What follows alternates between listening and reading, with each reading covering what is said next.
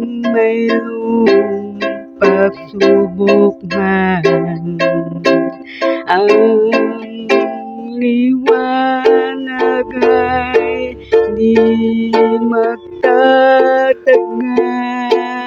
at muling mamamasdan.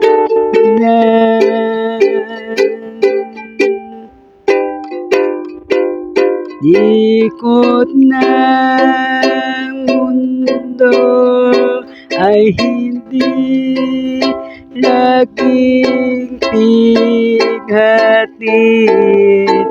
kasawian. Ang pangarap mo ay makakamtan,